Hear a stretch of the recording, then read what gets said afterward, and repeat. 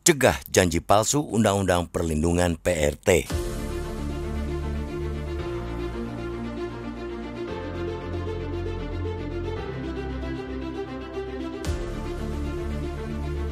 Pengesahan rancangan Undang-Undang Perlindungan Pekerja Rumah Tangga atau RUU PPRT ialah sebuah keniscayaan.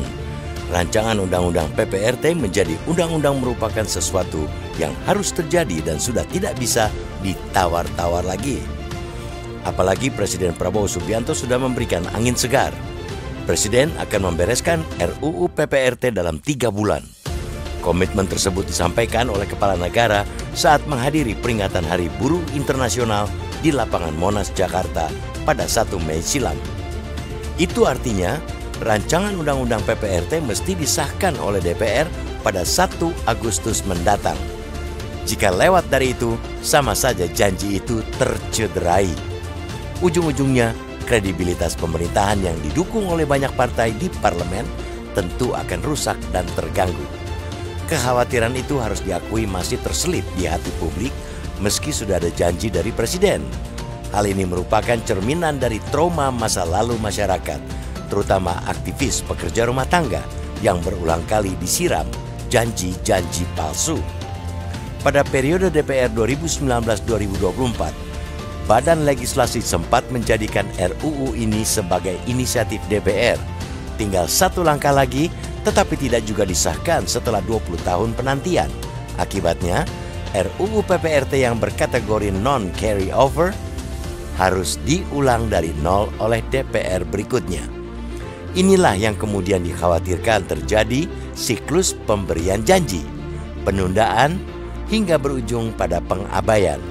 Oleh karena itu, saat momentum Hari Pekerja Rumah Tangga Sedunia pada 16 Juni lalu, mereka mendesak agar Badan Legislasi DPR segera menuntaskan pengesahan RUU PPRT.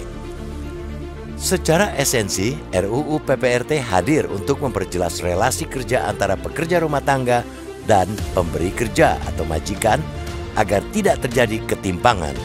Selama ini, posisi pekerja rumah tangga terbilang lemah karena harus bekerja dan melayani majikan kapan saja diperintahkan.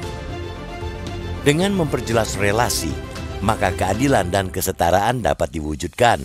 Hal ini tentu sesuai dengan nilai-nilai keindonesiaan yang menjunjung tinggi martabat manusia dan menghormati hak asasi setiap warga negara.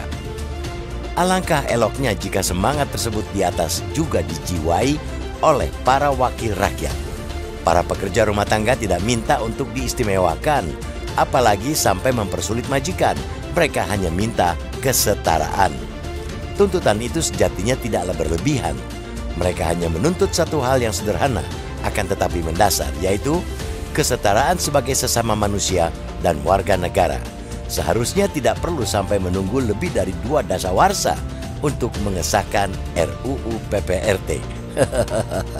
Seandainya ada kekhawatiran bahwa RUU tersebut jauh dari esensi kelahirannya, Balik DPR yang kini tengah mengebut rapat dengar pendapat atau RDP terkait dengan pembahasan RUU PPRT bisa menyaringnya sedemikian rupa agar berjalan di rel yang benar.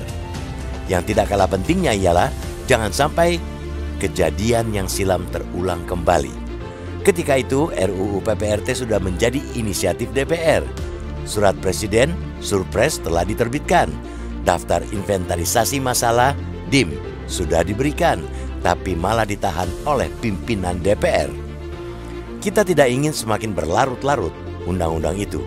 Kian berbiak pula kekerasan dan kesemena-menaan terhadap para PRT. Siklus kekerasan terhadap PRT hingga kini nyaris tak pernah berhenti karena kekosongan undang-undang yang melindungi mereka. Dalam kurun 3 tahun dari 2021 hingga 2024 saja, sudah lebih dari 3.000 kasus kekerasan terhadap PRT dilaporkan. Maka putuskan siklus itu dengan mengisi perlindungan kepada para PRT melalui undang-undang. Jangan membiarkan kekosongan perlindungan terhadap PRT terus terjadi dengan menambah lagi janji kosong yang tak kunjung ditepati.